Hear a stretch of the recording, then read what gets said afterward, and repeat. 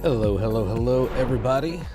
Welcome to Starfield Signal. We're here in the Constellation Lodge, and we are just about to get ready. I am refreshing the Xbox YouTube page as we speak, and hopefully it will be on soon. It is still not up just yet. If anybody sees it up anywhere else, let me know. I'll get it. Okay, wait. It just populated. Here we go.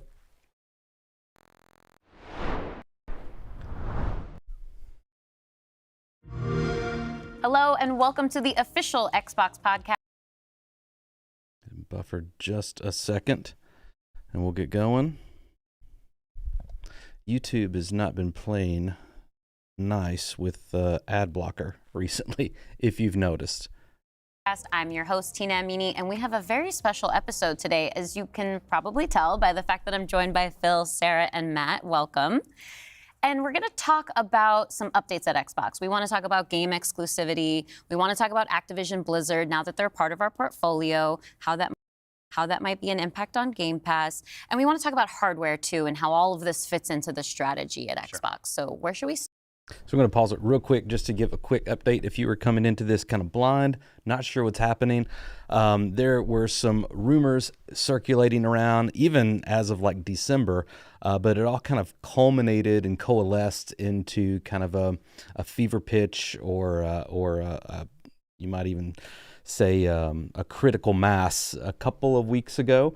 And so when a few other rumors started coming out in Xbox era, kind of opened the floodgates and said, hey, Starfield is being considered to put on PlayStation 5. And then some other people came out. The Verge came out and said Indiana Jones is rumored that they're discussing plans to bring it to PS5. In addition to that, we've also heard rumors about Sea of Thieves and Hi-Fi Rush coming to PS5. So with all these rumors, of course, it kind of got to the point where Xbox needed to respond.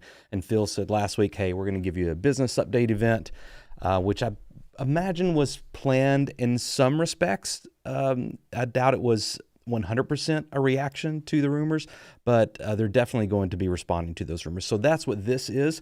So hopefully we'll get an update on a few things. Number one, what can we expect as far as Xbox gamers?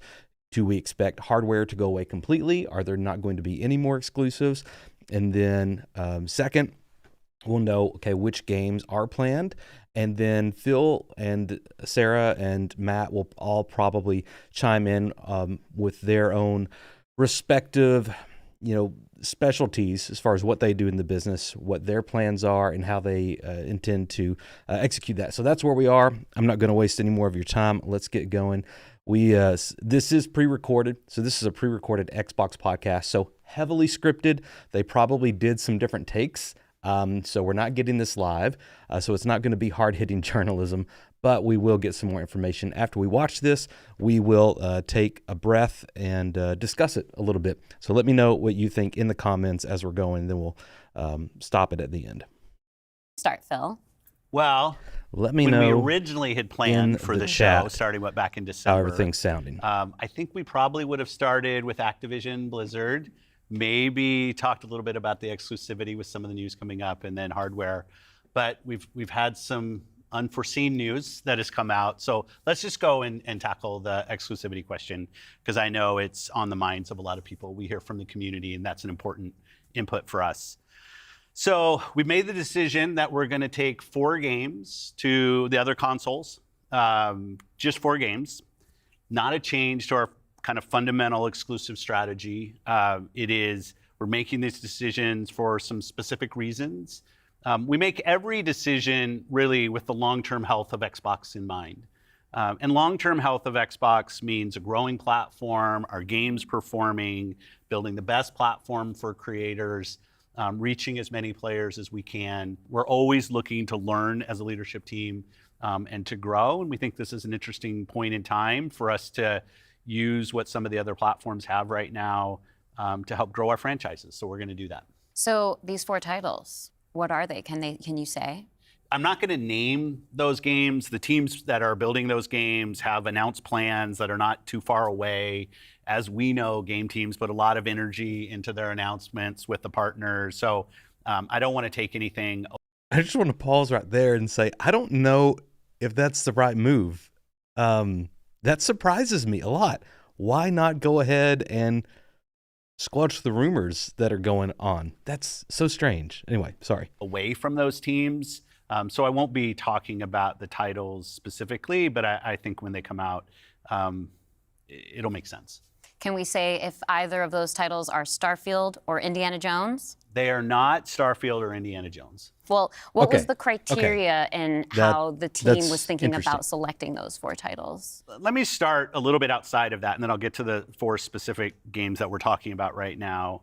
Because the fundamental decision driver for any decision that we make, anything we're going to talk about today, is the long-term health of Xbox. That we're running a growing platform that is reaching more players, that our games are having as much success as possible. And I do have a fundamental belief that over the next 5 or 10 years, exclusive games that are exclusive to one piece of hardware, are going to be a smaller and smaller part of the game industry. And that's not some great insight, because if you look at the last 10 years and what the biggest games are today, it's a natural place. Whether it's one console and PC, multiple consoles, mobile console and PC, you see big games landing on multiple platforms. And we want to be a great platform for creators that are trying to realize that potential. But now back to the specifics of the question on these four specific titles. We looked at games that are over a year old, so they've been on Xbox and PC for a while. A couple of the games are community-driven games, new games that kind of first iterations of a franchise that have reached their full potential, I'd say, on Xbox and PC. There's always growth. Franchises that we obviously want to continue to invest in. Part of having the ability to continue to invest is that the businesses behind those franchises continue. We think it's important that these service-based games that have communities behind them, that they can have confidence that they're going to exist in the future. So 2 of them, kind of community-driven games that will end up on other platforms and give us the ability to continue to invest in them. We think that's great for the business and great for the communities, more players to play with. I'd say 2 of the other games are smaller games that were never really meant to be built as kind of platform exclusives and all the fanfare that goes around that. But games that our teams really wanted to go build, that we love supporting creative endeavors across our studios, regardless of size. And as they've realized their full potential on Xbox and PC, we see an opportunity to utilize the other platforms as a place to just drive more business value out of those games, allowing us to invest in maybe future iterations of those, so sequels to those, or just other games like that in our portfolio. And when we don't damage Xbox and we can grow our business using what other platforms have and to help us with that, we're going to do that. And that's really the story behind these 4 games. And last thing I'll say, looking forward, I think there is an interesting story for us of introducing Xbox franchises to players on other platforms to get them more interested in Xbox. We think there's a good brand value for Xbox there. So 4 games, no promise beyond that. So if you're on those other platforms and you see these 4 games coming, please don't take it as some signal that everything's coming. It's not. And we're going to learn. So when you are thinking about the future and this concept of live service games, games that can benefit from bigger audiences, new audiences, how does that apply to future titles and how you're applying that criteria there? Yeah, there's really no fundamental change to how we think about exclusivity. We just came out of Developer Direct, which was an awesome show, where we showed great games that are coming to Xbox and PC and cloud, which really makes them accessible to hundreds of millions of people. So it's this kind of, we're really focused on a couple platforms and what's going to show up there. But our key of play the games you want with the people you want, anywhere you want, when everybody plays, we all win. These have been part of our strategy for years and will continue to be. Our focus is on how do we continue to grow the games industry by reaching more players in more places, and how do we grow Xbox as part of that. Xbox is a hardware platform, Xbox is a publisher of great games, and Xbox as a platform for the world's best creators. And then knowing that, how do we think about our first-party games and Game Pass? Yeah, well, to build on what Phil just said, one thing I would add, as you were talking about growth, is just that we've sort of seen this inversion over the last 5 years where it used to be that the platform was the biggest thing. That's right. And the games would sort of tuck in within the platform. Today, big games like a Roblox or a Fortnite could actually be bigger than any one platform. Yeah, and that really has changed the way that we think about things. So in the midst of all that, I think we at First Party can come back to sort of some core principles. First, that all of our games will be on the Xbox platform. Second, all of our games will go into Game Pass on day one. And third, we know that Game Pass will only be available on Xbox. So there's sort of starting points for us. As Phil mentioned, there are games today that you can play that only can be found on Xbox. And at the same time, we want to bring more of our games to more players. So we're going to continue to look at that. Kind of moving aside, though, from some of those and thinking more about what does it really mean for the player, to me, the two key things are cross-play and cross-save. Those things allow us to deliver on the promise of Xbox, which is play with your friends where they are, play on the devices you want, play the games you want. So that is really only possible at a practical level when you know that your saves and your player are going to be able to move across all those parts. So not all of our games today are necessarily built to take advantage of that. There still will be some games that don't. As we bring more teams into the Xbox family, there's some catch up to do as we get there. But that cross-play, cross-save is like so fundamental to what we're doing, and I think is something that we as First Party get such a good benefit from being so close to the platform. Yeah, absolutely. I mean, that's one of the things, like you said, all of our games are always in Game Pass. And so I'm excited to announce, with the coming together that we had with Activision Blizzard King, that Activision and Blizzard games are coming to Game Pass, starting with Diablo 4 on March 28th, which I'm super, super excited to share today. And it's all part of our commitment to make Xbox, the Xbox experience, and the games that we build as widely available as possible. So now the 34 million Game Pass members can all enjoy the fantastic experience of Diablo 4. Amazing. Can we come back to the point, Phil, you mentioned at the top, this isn't really a change in strategy for us. Can you recap for me how it isn't? Yeah, and I thought both Matt and Sarah did a really I want to pause for just a second and interject. So a few big things that they just mentioned there. This is the first time we're ever getting any kind of public number for Game Pass, other than like a recent number. I think a few years ago, Phil mentioned 20 million. 34 million Game Pass members. That most likely includes PC, people who play Game Pass through PC, through Game Pass Ultimate. So that's pretty huge. 34 million. I think in a video I had estimated that as of Starfield's release that there was going to be about 30. And so 34 million is definitely better than what I anticipated. And they said Activision Blizzard games are coming to Game Pass. Diablo 4 on March 28th. So that is awesome for players. And then a few things for clarification. All of the Xbox Game Studios games will always be on the Xbox platform. They will all be on Game Pass on day one, and Game Pass itself will only be available on Xbox and PC. So those, I think, there's nothing new there, but it clarifies some things that were kind of questionable as of the rumors. So okay, let's get back to it. A nice job of talking about what we're doing on Xbox, where we're going. If you take a platform feature like Xbox Play Anywhere, which has been a promise that we've made on our first-party games, that you can buy our game once, you're going to get to play across Xbox and Windows. I think we're the only platform that does this. That makes it possible for you not only to play with your friends wherever they are, but to know that you actually have multiple entitlements to the games. I think that's a technology I would love to see applied to more platforms. But it is this view that people are going to play Xbox in multiple places. Whether it's play the games you want with the people you want, anywhere you want, whether it's content, community, and cloud, whether it's when everybody plays, we all win. Like, we've had different taglines, different strategy, kind of words that we've used, but always with this view that Xbox is a platform for creators who want to reach the most players. Our investments in xCloud, our investments in franchises like Minecraft and now Call of Duty and other large franchises, so that we learn how to build those. This has been a strategy that we've been on for, I'd say, a decade. It's not about one device. It's not about games in service of a device, but rather the devices that people want to play on should be in service of making the games as big and popular as they possibly could be. Because really, a healthy creator community on Xbox, a healthy creator community in gaming all up, is the thing that all of us as game players should be voting for, because that's the thing that will lead to the best long-term success and growth in this industry.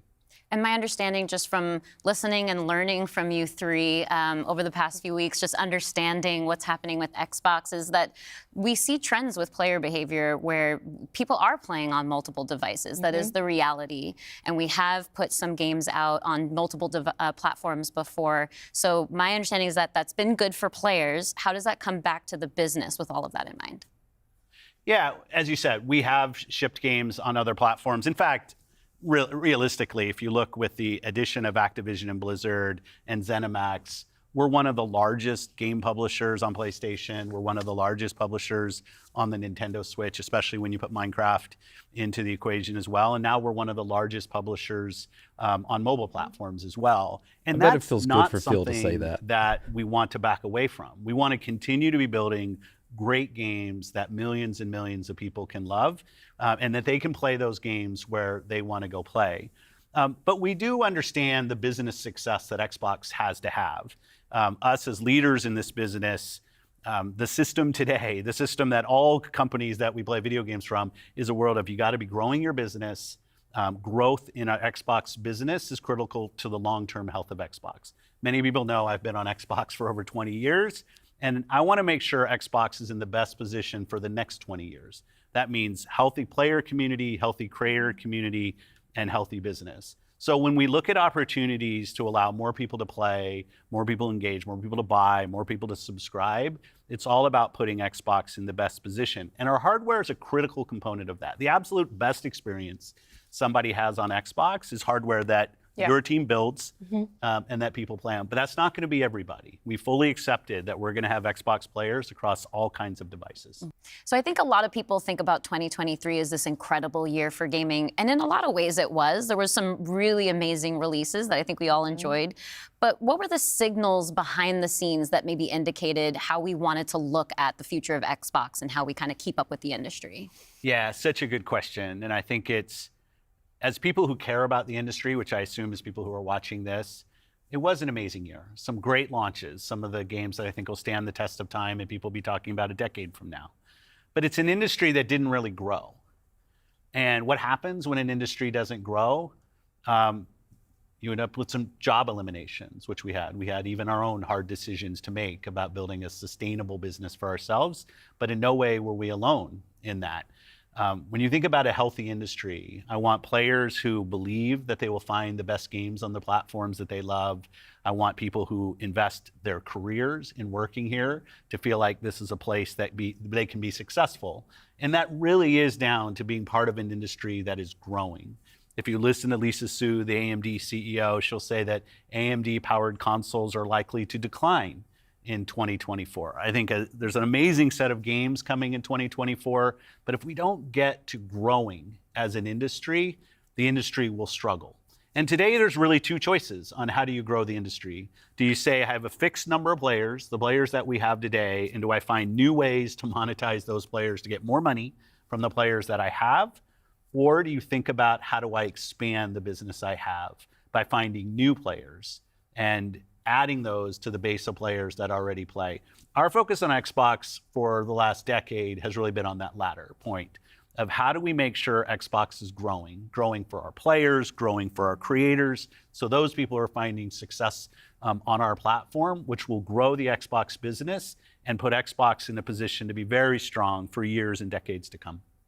Matt, earlier you were talking about these growing gaming communities, how they're incredibly large, and comparable on such a different level when we think about console audiences. Like you mentioned Roblox, you mentioned Fortnite. So how are we're obviously thinking about our responsibility, our hardware responsibility is supporting the growth of gaming communities. How has that actually shown up for the players? Are there other games we can speak to from our portfolio? Well, as Phil mentioned, I mean, two of the biggest ones for us, Call of Duty and Minecraft, I mean, they are driven just from the bottom up by the communities of people that play those games, which is so great. I think about it, for the player community, it comes down to where are the friends, where are the people you play with, and then equally important is where have you built up your library of games, right? Where have you invested? Where's that library? I think those two things probably are some of the biggest influences on where people choose to play and what devices they choose to play. Yeah. When we think about, on the other side, the developer side,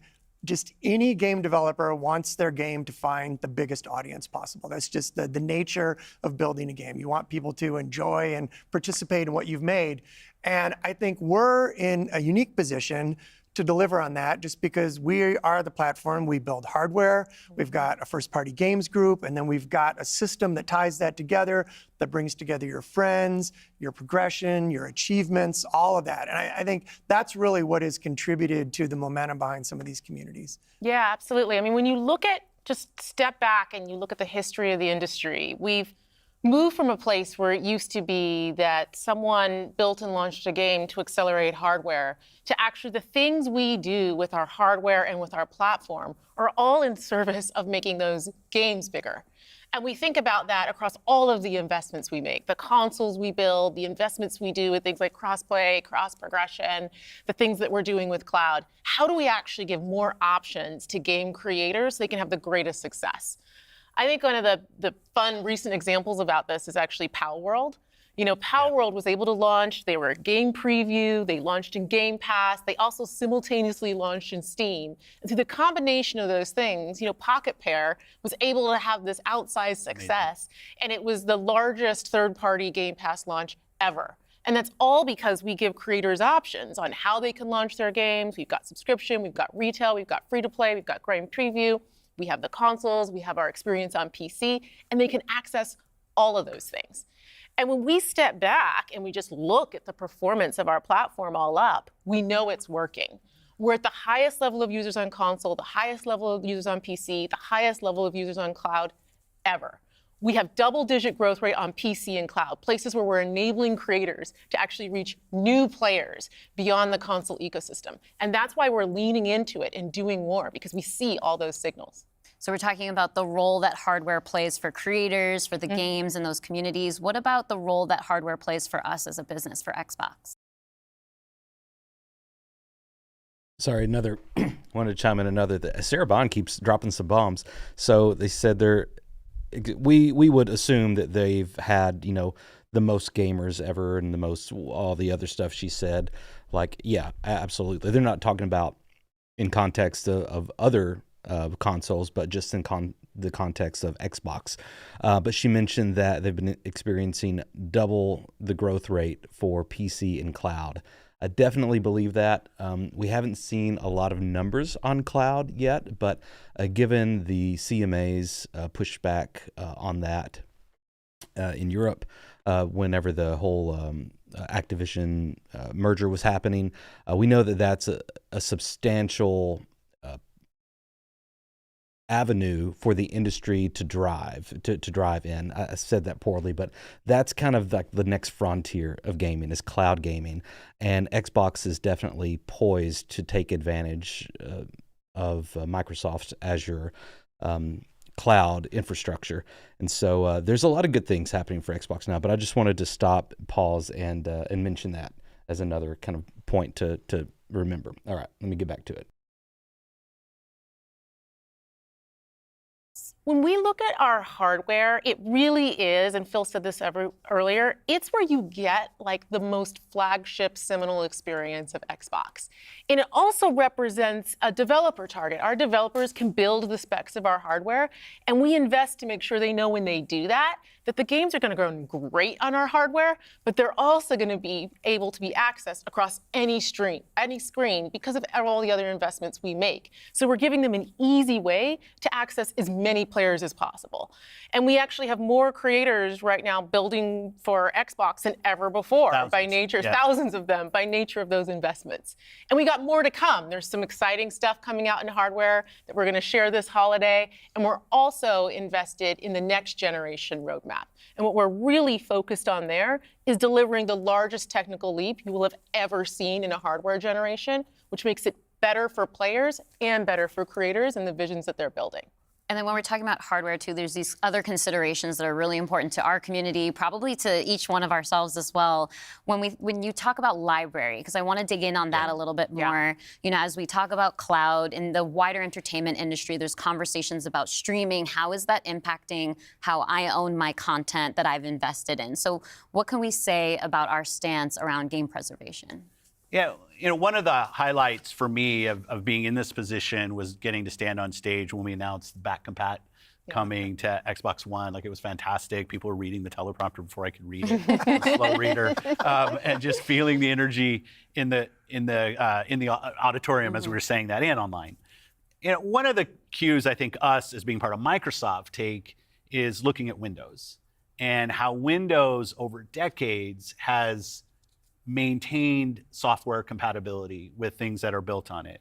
Like, I can still go back and play some of the games that I love playing on Windows from decades ago, and it will still run. And we try to bring that same view to consoles. It's harder in console because the line between what the hardware is and what the game is in consoles is traditionally, it's tighter, which makes compatibility, you end up doing these generational compatibilities that we've built. But I will say compatibility, the ability to not only play the games, but my saves are still there with our cloud save systems to try to keep the services up as long as we can so that people can play, is a tenet of what we are as Xbox. It's at our foundation. And when we look at future hardware generations and what we're gonna support, making sure that we respect, which is the word I use, respect the investments that people have made in Xbox going forward is fundamental. And the fact that you get entitlements when you buy a game from us on both Windows and Xbox also means you have the ability to play that game across a multitude of devices, which I think furthers the compatibility of the games that you own. Can we go back to what Xbox stands for today? I think we've pretty much covered all of the elements, but if you could break it down for me. You know, when you play on Xbox, what we're saying is you're playing on a platform where you know the biggest games in the world are always going to be. You're playing on a platform where you get to access Game Pass. And all of the games from our incredible range of studios will always launch in Game Pass day one. And you're playing on a platform that's dedicated to you, like player-first features, cross-play, cross-save, cross-progression, backwards compatibility, being able to play your games in your library anywhere you want because of the investments that we make in cloud gaming. And so you're playing somewhere where you're investing and you know you get to take the games forward with you and across all of the screens where you are. And I think most importantly, Xbox is a place where you know when you're investing in Xbox, you're investing somewhere that is dedicated to making games more successful and creators more successful so that they can invest more to bring even better experiences to you all of the time. Yeah, just that investment in the studios is so, and we feel that as part of first party with the platform proximity. You know, it's kind of amazing now to look out across all the studios we've got and just be reminded that we're now one of the biggest development organizations in the industry. What does that mean for players? It means that the biggest games are going to continue to come to Xbox. And this 2024, the year coming up, we've got more than 10 major releases coming up. Great stuff, Hellblade 2, we've got Diablo expansion, we've got Avowed, Ara, the Indiana Jones game, and there's more in development, which I think we're gonna be able to share more about at our June showcase coming up pretty soon. Well, I guess I should get ready to work on that show. Well, thank you all for showing up on the podcast today, and we'll see the rest of you this June. Yeah. Thanks, Tina. Thank you.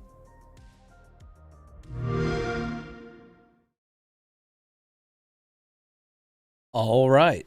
Wow. So, I'm going to keep this up because I may want to like go back and recap some of that. Wow. Okay. So, how did you guys feel about that? Let me know in the chat how you feel after listening to that 22-minute plead to not completely leave Xbox. I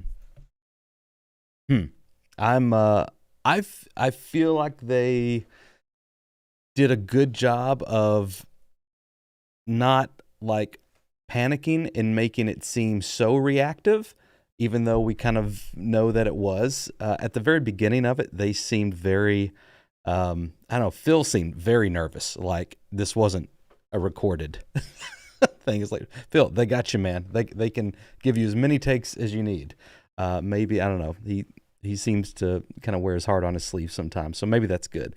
Let me pull up my notes. So I'll probably end up making like another video about this, but the biggest things I took note of, kind of how we stopped first, and they said they are just, as far as the rumors about Xbox exclusivity and all the first-party games are going to PlayStation, and there's no reason for Xbox anymore, all the sky is falling kind of stuff.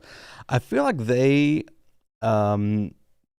countered all of that with just like a no, that's not happening. Like they addressed all of those rumors. At first, I thought they were not going to address the specific games, but he said they're just starting with 4 games that are going to other consoles. He did not clarify that, okay, they're all going to Nintendo or they're all going to PlayStation, but he just said 4 games. They're going to start this new thing. He didn't say experiment, but that's kind of like, hey, we're trying something new out. I said they're going to start with 4 games, and he did not name them, but thankfully the reporter, I forget what her name was off the top of my head, I'm sorry, the interviewer rather, she asked specifically if any of those 4 were Starfield or Indiana Jones, and Phil specifically and emphatically said no, they are not sending Starfield or Indiana Jones. At least they have no plans to send them to other consoles. Now that could very well change. So he didn't say no, Starfield will never be on a PlayStation or never be on a Nintendo. He didn't say, those words like people kind of get all sensational. But as far as these existing rumors and what's happening now, there are no plans to bring Indiana Jones or Starfield to PlayStation. There are 4, and they continue to kind of press down on this goal that they have. And again, this is all, maybe corporate speak, maybe they're speaking from the heart, take it with a grain of salt.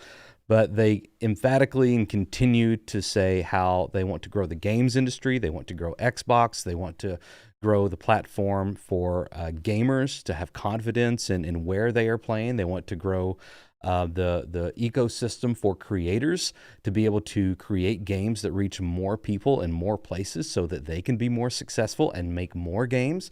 And so all of those, again, like it's definitely coming from this, this business side of things, but it genuinely sounds like they understand that affects real people, and they want to do that for the good of the creators, for the gamers, for the industry. And it makes sense in how they're presenting it. You could probably make a case for how more exclusivity is better for competition or better for gamers, but anyway, I thought that was interesting. A few more things. Matt Booty chimed in, and he kind of hit a few core principles. One is that all the Xbox Game Studios games will always be on Xbox platform. They will always be on Game Pass day one, and Game Pass itself will only be available on Xbox and PC. So those are three, I think, good things that he mentioned. Notice what he didn't say. He didn't say that Xbox Game Studios games will always only be on Xbox, and they will always only be on Game Pass, and that they will never be on any other platforms or consoles. He did not say those things. And so I think you can take from that, if you are someone who's been concerned the last week or the last couple of weeks that, well, what, my investment in Xbox is totally worthless now. I should have just bought a PlayStation. It's still the same investment that you made. That nothing has changed. You don't need to go out and try to sell your Xbox as soon as you can, because it's things are coming other places. That's not the case. So really, nothing has changed in that regard from what it was. The only thing that has changed is that 4 games that are not new releases, that are not Starfield and not Indiana Jones and not big things, that were rumored, at least, that you're still good. You're still going to be able to play those on Xbox. Now, they could still be surprising. I know a lot of people were throwing around the rumor like Gears of War or Halo Master Chief Collection. Those are very, they're full, or I don't know the right way to say, Xbox's brand and those games' identity kind of go hand in hand. And so that would be interesting to see if those were the games that came over, but the interviewer did not ask that. And so we don't know for sure, but let's keep going. The next thing Matt hit on was that crossplay and cross save are huge for them. And so any games that Xbox is sending out there to the wild, to the other consoles, or across PCs, that crossplay and cross save are always going to be a focus for them. And so if any of their games don't have those features in other places, that would specifically be that decision of that console or that platform, whether it's streaming or cloud or another console. He said that they have more teams coming into the Xbox developer family than ever before, and so that's awesome. Sarah Bond chimed in with Activision and Blizzard games are coming to Game Pass, and they're going to start that with Diablo 4 on March 28th. So that is a release date there, big announcement there. And I would imagine we would probably see some marketing and advertisement starting for that probably towards, I don't know, beginning of March, maybe middle March, but we'll start to see some commercials probably. And she drop the big number of 34 million Game Pass members. And again, she didn't clarify, but I would imagine that is across PC and Xbox, because unless they have some new numbers they want to share, I do not believe 34 million Xbox Series X or S have been sold. But you can also get Game Pass on Xbox One. So I don't know. I'm just kind of thinking out loud there. A good number anyway. Someone just mentioned in the chat, Austin, did you do a little quick math for us? 34 million subs for Game Pass. That's 500 million a month, give or take some. Yeah, absolutely. Now, of course, there's a lot of costs that go into that, just with the infrastructure and cost of doing business and advertising and paying out developers. Xbox isn't just pocketing all that money, but that is certainly, I would imagine, that's certainly sustainable. 500 million a month. I would imagine. I don't know. Anybody who's familiar with game development and game publishing, let me know if that is a low number for any particular reason. Let's see, what else? Said that. Back to Phil. He was doubling down on focus on gamers and creators having access to more games in more places and creating more players in more places. And I think he comes back to that later. But he also mentioned, they want to build a sustainable business in an industry that hasn't been growing. That is a legitimate challenge, right? That's a legitimate challenge for PlayStation as well. Like, even though PlayStation say, oh, they're number one and they're the industry leader right now, like, they still have to deal with that reality that the gaming console side of the industry is not growing, and mobile is where it's growing. And so, and again, I'll probably make a video about this later, but they say this at some point, but I just want to bring it back down. They mentioned that, you kind of have two options in that regard. You can either find new ways to monetize your existing players, or find ways to grow your player base to find new players, instead of nickel and diming them. They didn't put it exactly like that, but that's how I took it. And that is, that's a pro-consumer move, right? As opposed to what PlayStation was talking about. And I think they've pivoted on this since then. We haven't heard anything specifically, but with the most recent earnings calls and things like that, if you follow up with them, they've kind of retreated back from being all gung-ho about their live services, right? When you think about live service gaming, that is new ways to monetize existing players, right? That's kind of the other side of the coin that Phil was talking about. And that's not to create this, good versus evil. Like, they're just two different ways of doing business. And so I'm not trying to put that out there that all Sony's bad because they're trying to monetize people through live games. That's not it. It's just a different business strategy. But I do like how Xbox's strategy with growing the industry through growing player base, through growing more options for more gamers. I think that's good, and that's a much more sustainable method and strategy, as opposed to just continuing to monetize and monetize and monetize to death an existing player base that will eventually grow fatigued of that. And as we've been seeing, there is a lot of live service game fatigue in the industry. Let's keep going with kind of our breakdown here. You mentioned something about AMD, and they mentioned how they expect AMD powered, did they say consoles or PCs to decline this year? I wrote down consoles, but I was like, I don't know if that makes sense.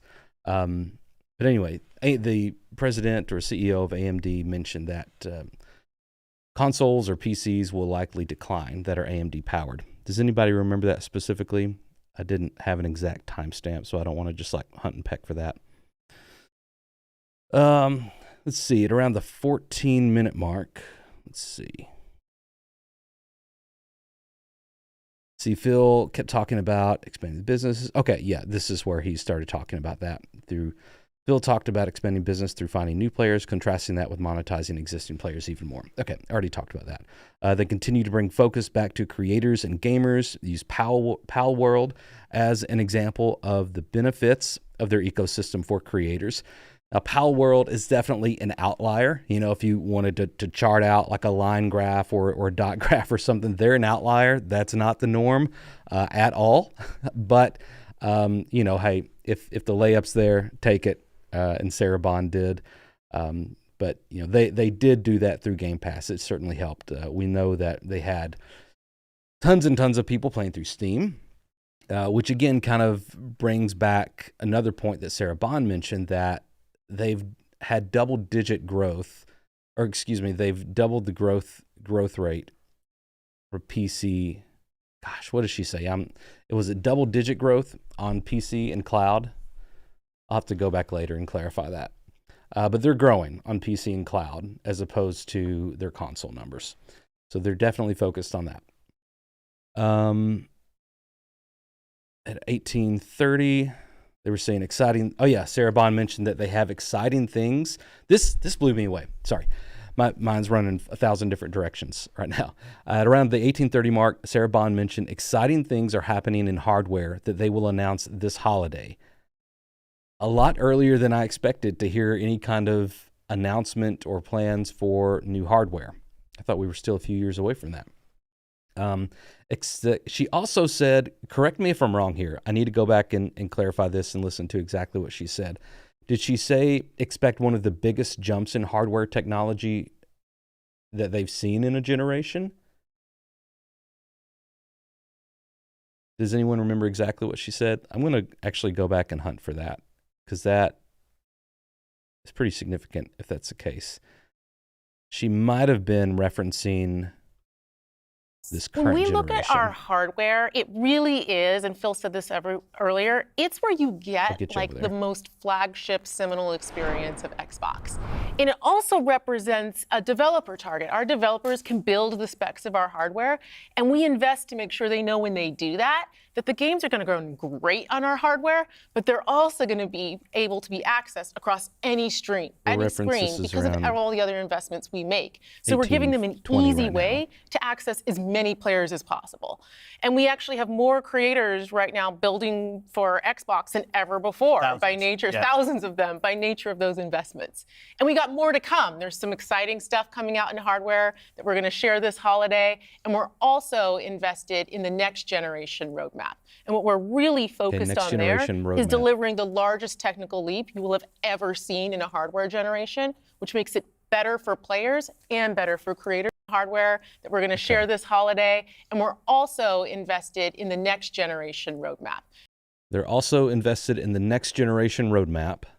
And what we're really focused on there is delivering the largest technical leap you will have ever seen in a hardware generation, which they want to deliver the largest technical leap that we've ever seen in a hardware generation. So she's not promising that. So that's what they're focused on. And you know, you almost want to say like, okay, that's kind of marketing speak. Like, of course you want to deliver great, you know, a great leap forward. But you would also imagine that at some point there would kind of be, you know, the law of diminishing returns would kick in.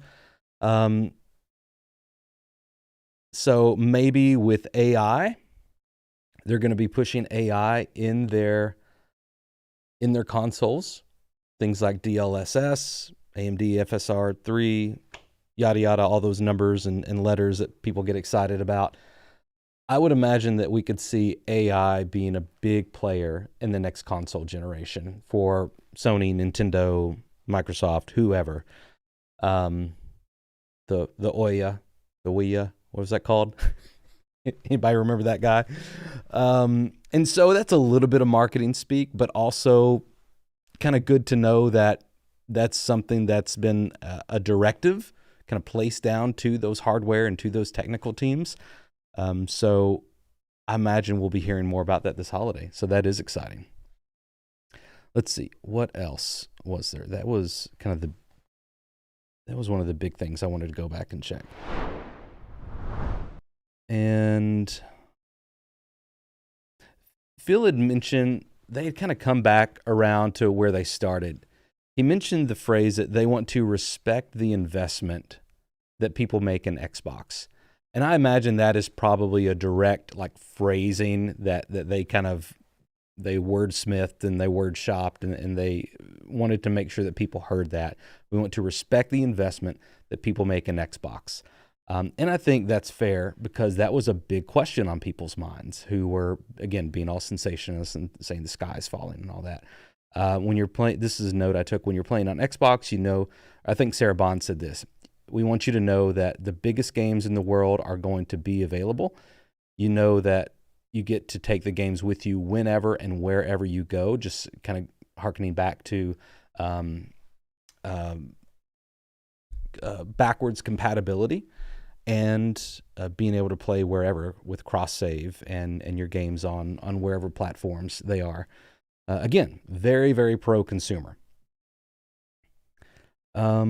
And then Matt talked a little bit about they had 10 big game developments happening right now, and he name dropped a few with Avowed and Hellblade and a few others that I forgot. So that's kind of a breakdown of the notes I took and the big takeaways I have kind of right now. So what are your thoughts? I'm going to shut up for just a second here and kind of look through chat and see how you guys are feeling. Let me know in chat how you're feeling about this.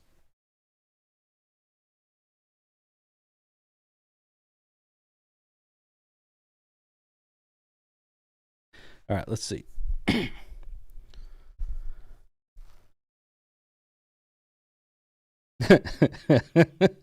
Eric mentioned something about playing the next Terminator game on an AI-powered console. Just the irony of that is so great. I love it. Let's see.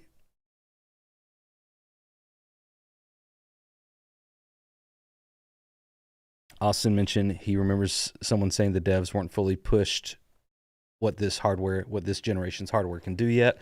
You would think that, just given how, think about the Xbox. Well, don't think about the Xbox One. Maybe think about the PlayStation 4, and how, The Last of Us 2 came out on the PlayStation 4, right? And everyone, I never played that game, but everyone just talked about how it was one of the best looking games ever.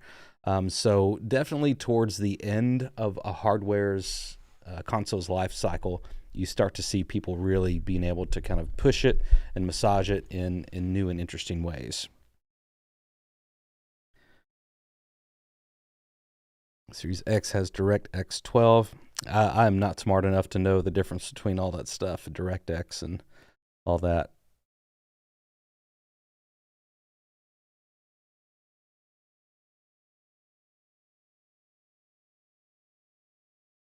Seth said Xbox was going to buy out PlayStation.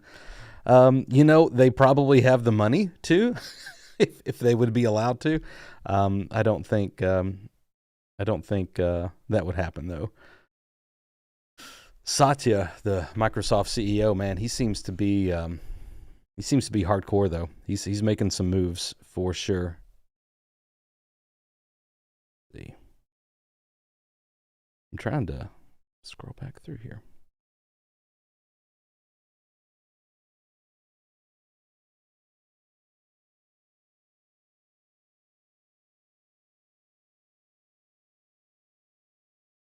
There we go.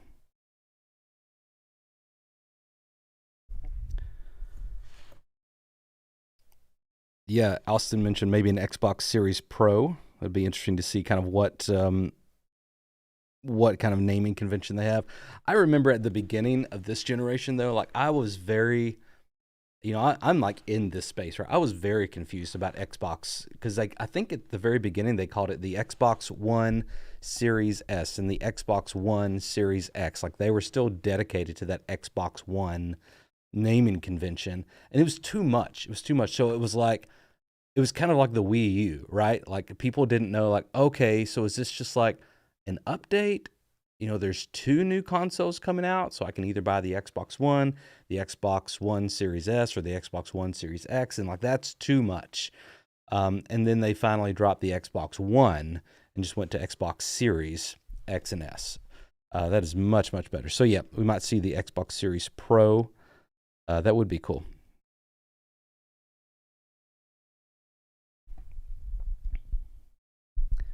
Let's see, what else are you guys talking about here? Starfield stays home. Wait, the sky isn't falling. Yeah, Seth. Eric said better than he thought it would be. Yeah, me too. Okay, so I'm trying to think of a good way to kind of wrap this up. Let's see. Start Monopoly. They already own the waterworks and the hotel on Baltic Avenue. Right, Seth? What about Game Pass going to PlayStation? What are your thoughts on that? No. Game Pass will not be going to PlayStation. Austin. My mom's Wii was fried when our house was hit by lightning. Oh no. Also fried your TV and Xbox 360. Oh, that stinks, Seth. Yeah. So overall, I think this they didn't give a lot of specifics on the rumored games, and so I could definitely see some people being frustrated by that. But at the same time, I think they address the underlying concerns that kind of bubbled to the surface over the last couple of weeks. Like, why do I even need to buy an Xbox? They directly answered that with their community, their ecosystem, that the biggest games in the world you'll be able to play on Xbox, alluding to like the Activision, all that stuff. And that, you're still going to get Game Pass. You only get Game Pass on Xbox as far as consoles go. And so, you're not going to be able to play, even if, so let's kind of, worst case scenario, 10 years go by, and they're still kind of going by this, and it's like you're not going to be able to play Game Pass day one games on on PlayStation. You're going to have to pay, $70 for them or $80 or whatever.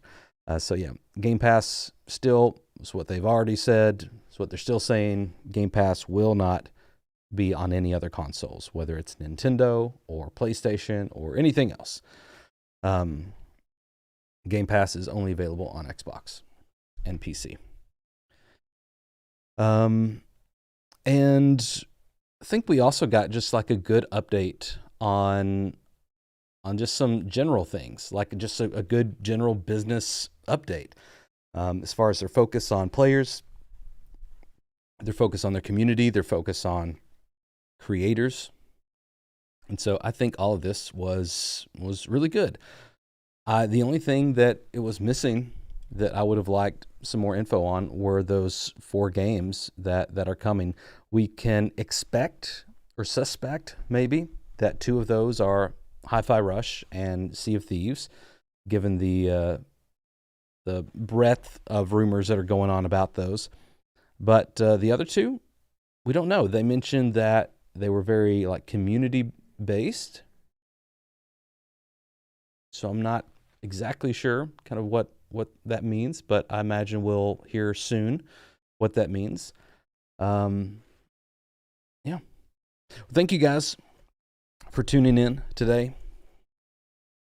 Xbox Series, yeah. If World of Warcraft comes to Game Pass, like that's really interesting, and you could play on console. That's really interesting. I don't know. We'll have to talk about that in another video. But thank you guys for hanging out, tuning in, and conversing with me. Everyone stayed pretty cool in the comments. There was some weird stuff going on at some point. But that's the internet for you. For now, you guys feel free to hang out in the chat for a little bit. I'll leave it up. And yeah, for now, may you find wonder as you journey through the stars. You guys have a great day. I'll see you in the next video.